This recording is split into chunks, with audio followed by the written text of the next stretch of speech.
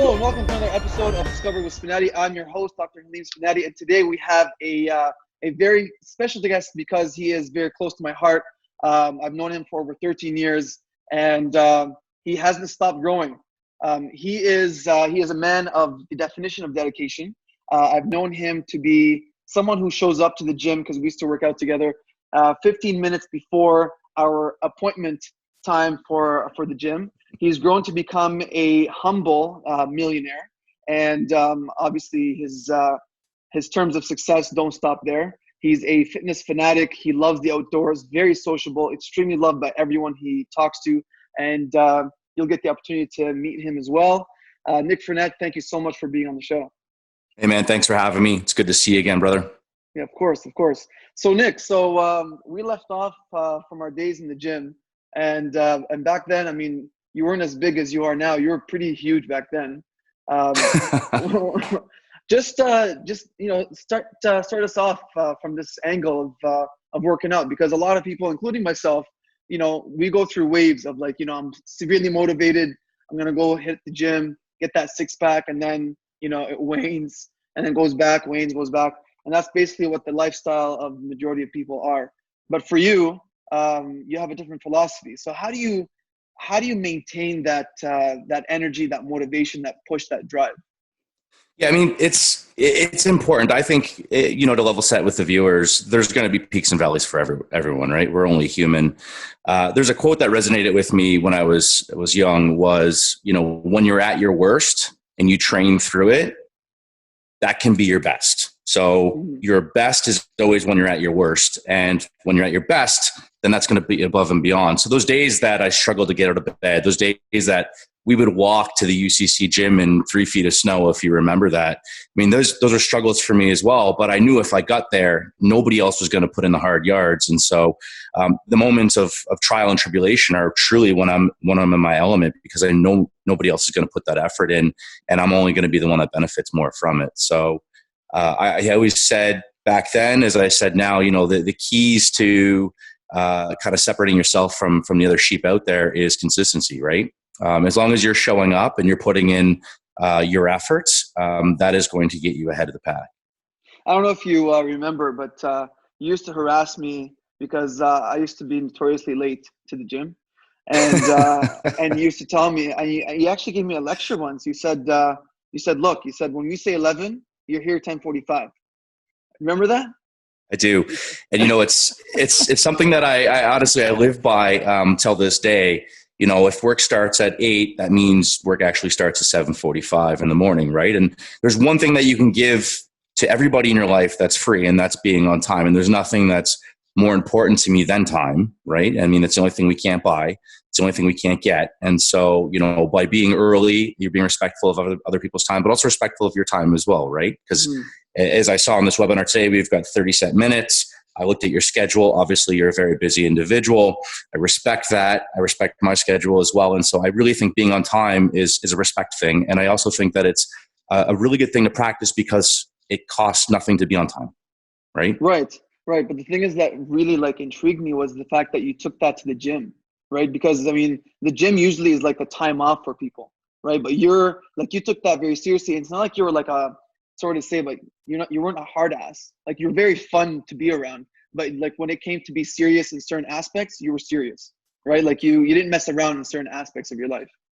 I think, it's interesting that you say that, because my fiance would probably say the same thing. Is I'm not a hard ass, but it's a credence that I live by, and it's prevalent in every aspect of my life, whether it's my work schedule, my gym schedule, the time I walk my dogs, to the time that I actually spend on my hobbies. Everything's very segmented with dates and gates around the time. And I just try to be respectful of the time that I have so that I can disperse it amongst my family, my friends, my hobbies, training, work, because there's only a set number of hours a day, right? So that's what I try to be respectful of. And that's truly why I try to hold other people accountable. I mean, you weren't my only gym partner, no offense, but they all got the same speech was, look, man, if we're going to be here at 11, it's 10:45. You got your gym shorts on, your gym shoes on. I'm not going to sit around and wait for you. I'm going to get things going. So that's life. I love that. Okay, so Nick, I know you, but the majority of people that are listening to this they don't. So how about you give us an elevator pitch of, a brief description of who you are? I always find it really hard to talk about myself, but if I were to give an elevator pitch about myself, I would say really a few things. One is when you get to know me, you'll know that I'm always the hardest worker in the room, whether that's mentally or physically. I'll always put in the assets that I can give, whether that's my time or my energy. Also, I'll always be memorable. I can equate to anybody, whether that's the guy sweeping the floors or the CEO at the top of the level desk. We're all human.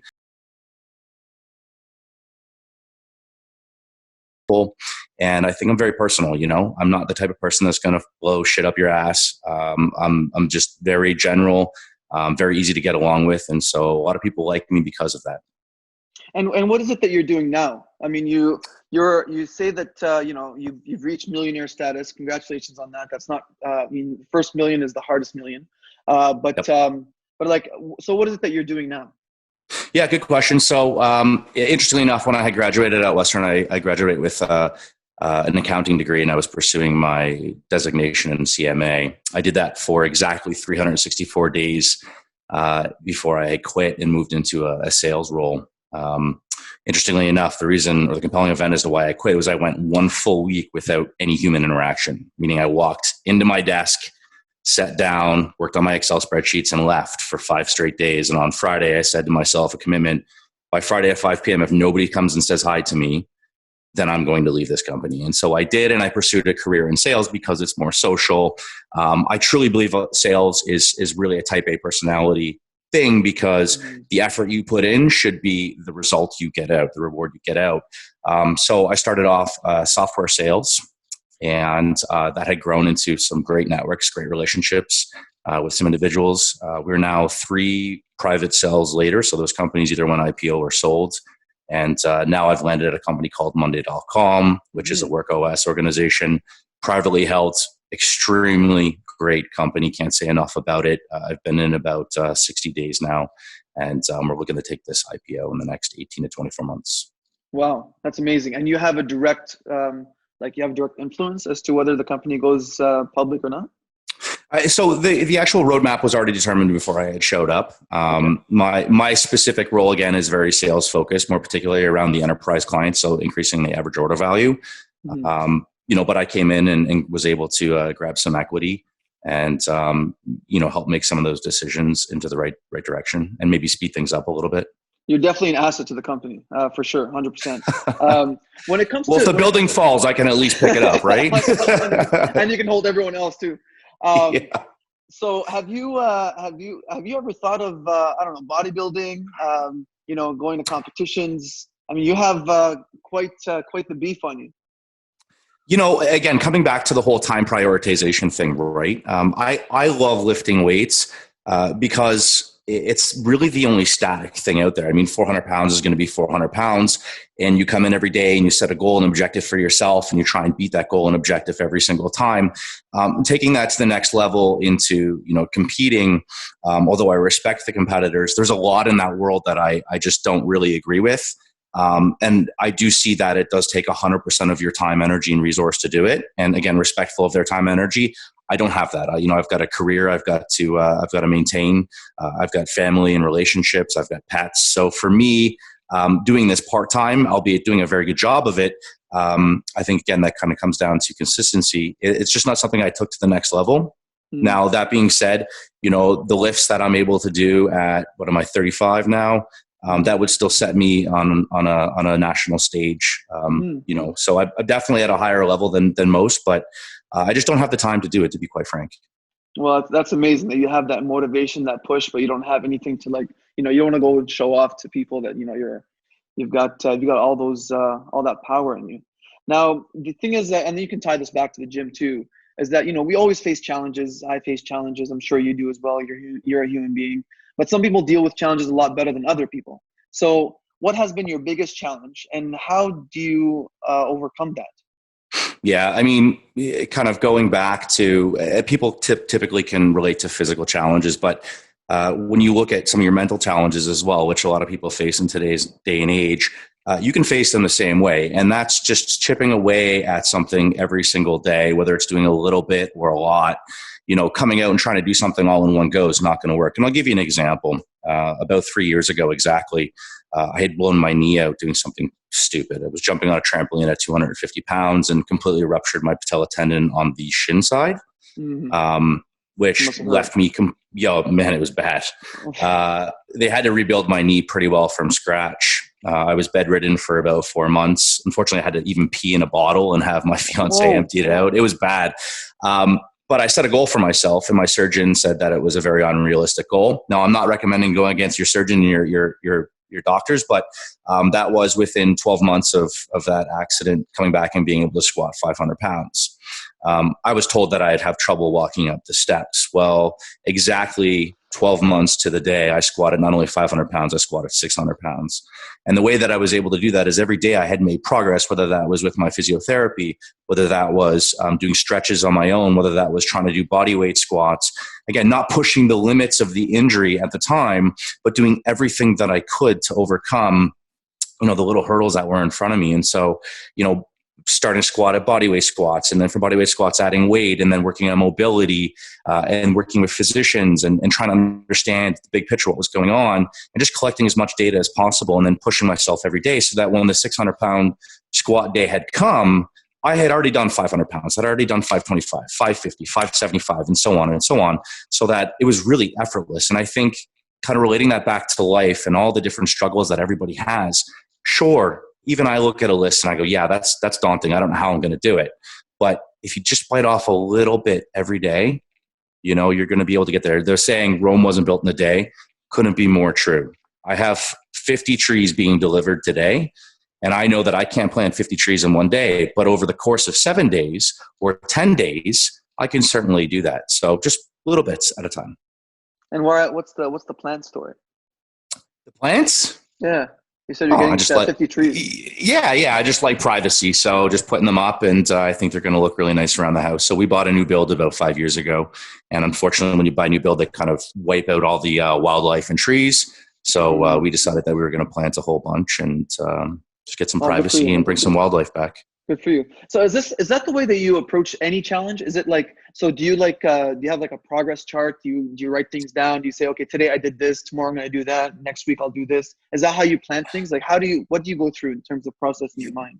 Yeah. Do you remember in university how you would get these projects and everybody would struggle at Weldon Library for the last 12 hours and try and get them done? I was never that person. I would always do a little bit every single day so that the day they were due, I was reviewing it and handing it in a day early. I think I've looked at life like that. In fact, if you look at the tool where I work right now, Monday.com, it's a work OS. I actually use that in my personal life to help manage some of these projects that I do in my life as well.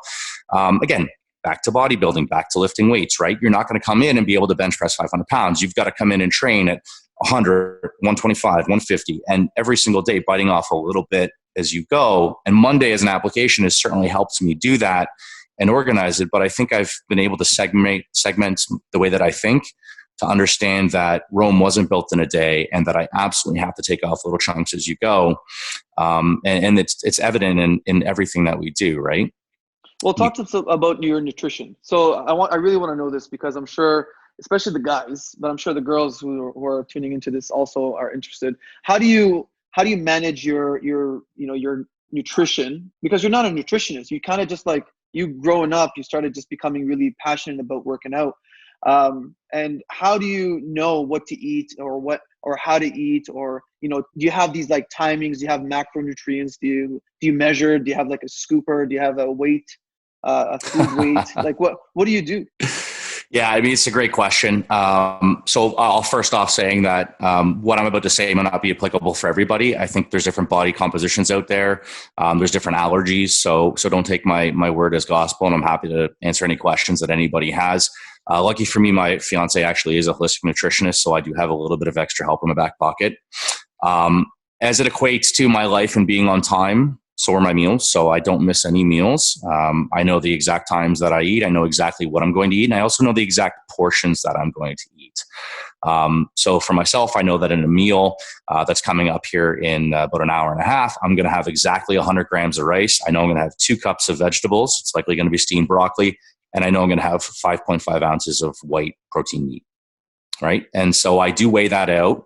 I think, again, being consistent in when those meals are delivered and what they are is what's going to get you the most benefit in a gym and the performance of your body as well as your mind. Right. You've got to be able to fuel your mind with proper food. And sleep is also an important element as well. But to answer your question, yes, I do eat very clean. I do like to go out and, have a pancake or a waffle or ice cream. I think there's a healthy balance that needs to be maintained. I certainly don't do this for a living, but I try to live my decree Monday through Friday or Monday through Saturday, being holistically good on my meals. People say that I'm the guru when it comes to eating.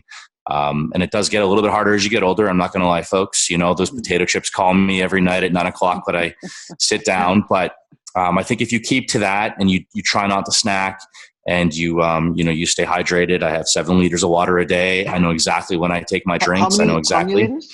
7. 7 liters? 7 liters of water a day. How do you not live in the toilet? Single day. I've really trained my body to maybe go once every 45 minutes or so. And because I'm on calls all day, every single day, it kind of spaces it out in every 45 minutes to an hour increments. So it's fine. Yeah, you just kind of get used to it. I do tail it off around 7 p.m., 8 p.m. at night because I don't want to wake up many times throughout the night. I happily just say I don't. I can drink about a liter of water and go right to bed. But I do train a lot. I do sweat a lot. We have an infrared sauna in the house, which was a really great purchase. And I'll go in there for 45 minutes every day. And that helps kind of with the water leaving the body. And did you have, aside from fitness, in terms of finances, did you have a goal, become a millionaire, or did that just kind of just happen? Growing up extremely poor, I knew that financial stability was going to be very important if I wanted to live the lifestyle that I had in mind. I think it really just happens. And I think when it does happen, people in my position, they don't really celebrate it. It's kind of like the moment where it's like, okay, great. We've achieved this. And you look back at all the level of effort that's gone into it and the blood and the sweat and the tears. And you just set another goal for yourself. And that other goal is, okay, 1 million to 2 million, 2 million to 3 million, 3 million to 6 million. You keep trying to go. So, it was a goal. Philosophy that you have for the gym. Yeah, just always add more, right? And if I've gotten here and I've got this experience, I should be able to exponentially accelerate the next couple steps. And so that's always been my goal and objective around kind of financial well-being. I think I'm very fortunate to put myself in a situation with a whole bunch of luck and timing and individuals that have enabled me to be able to do that. But I think at the end of the day, you've got to give yourself a little bit of a, tap on the back. I did show up on time for those meetings. I did participate. I did give every ounce of effort into it. The organization that I had just left, there was over 600 global sellers there, and I was top performer every single year for 7 years. I didn't happen to do that. That was because I was running more meetings. I was demos. I was working harder to gain trust and leadership within an organization. So it just comes down to level of effort too, right?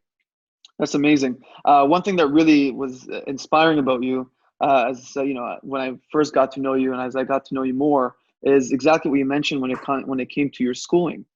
Is that you never left things to last minute. Like you were kind of like the guy who always had things ahead of time done, and then you kind of just kept your schedule the way it was. Whereas when exam season came, everyone kind of put their life on hold. They started eating junk food. They started eating badly, and you were just kind of cruising. And I thought that was honestly, like, not a lot of people can do that. I'll be honest. Yeah. If you look at any of the world's millionaires, let alone billionaires, they are not in their position by chance or luck or timing. Not all of them, at the very least. And a lot of them are very much creatures of habit. They wake up at the same time. They go to bed at the same time. They have a similar structured day every single day. And so I'm very much like that, And so when it came to schooling or when it comes to life and around, the timing of everything, I'm not a creature of change. Let's put it that way. I get really thrown off if a curveball comes, and I'm willing to take curveballs, and I'm okay with change. But I like how my days are structured. I know where I'm efficient. I know where I'm productive. And so back to school, I knew when exams were coming up, and I knew how big the chapters were that we had to read, and I knew what was going to be covered on the exam. So, why not do 10 pages a day for 20 days rather than trying to do 200 pages in 12 hours? The mind just can't consume that much. And I'm not the smartest person in the room, and I'm happy to admit it. But I was able to consume a little bit every single day to be able to deliver on the exams and do sufficiently well to be in a position where I'm at today. Very, very motivational, Nick. My last question to you. I've known you and this is back to your fitness. I'm very obsessed with how you still maintain your level of fitness and have surpassed your, your bars, because I know that when we were working out, you were struggling with going past 3 plates in squats. And then, I think after you graduated, now you're doing 4 or 5. Are you doing 5 now? 5 plates? A little, yeah, we've done 7 now, but set on each side squat. Yeah. Yeah. Okay. So how did you manage to break through that plateau? And 2, I also know that you're a person who always maintains a 6-pack year round. So what keeps you motivated to do that? Yeah. So the first question is, how do you get through plateaus?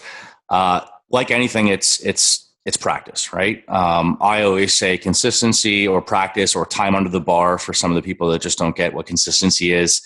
So if I couldn't do 3 plates, I probably stacked 2 plates on and repped it until I could do 20 reps or 30 reps or 40 reps in a go. And then I'd put 3 plates on and do 1 rep, and the next day do 2, and then 3, and then 4. So really just putting your time in is really where it's at, right? And there are a couple really good ways to overcome any challenges in life. One is, I would put 3 plates on and I'd put the cheater bars 3/4 of the way down or halfway down, and just get your body used to what that weight was like, right? Also, firm believer in bench press. I go back to the basics, right? Push-ups. So after every chest day, I would sit down and try and accomplish how many push-ups I could do in one single go before I would fail. And I'm not talking the type of fail where you're like, oh, I'm tired, I'm done with this. I'm talking really the type of fail where you're going to break your nose if you don't turn your head to the side really quickly because you're coming down and you can't do another push-up.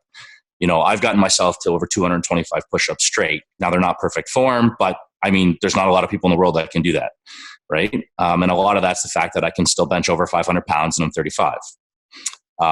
So that's kind of how I would equate the hurdle and around squatting. And what was your other question was related to 6-pack? Round. Look, man, it just comes down to diet. I think as we get older, our mindset changes a little bit from trying to consume as many calories as possible to trying to consume the right calories. And I think heart health is a really important thing that we all take for granted. So as you get older, I've upped my cardio level. I do some element of cardio after my workout every single day. I try and stay active. I'm not the type of person that sits on a sofa. And I think that has aided me in my genetic gift of having a 6-pack as a kid, eating as many calories as possible to, being an older individual, not older, but you get what I'm saying. And being able to maintain that. So, abs are made in the kitchen. Couldn't be more truer. As we get older, we've got to work harder at that. And I think having a certain element of cardio is incredibly important. And you'll see me on a stair climber at your local gym, all in ass. Yes, I definitely remember those days. Thank you so much, Nick. It's been a sincere pleasure connecting with you again. I wish you all the best. I hope we get to connect sometime soon. Thanks, brother. It's good to see you, man. Take care. Okay, take care. Bye-bye.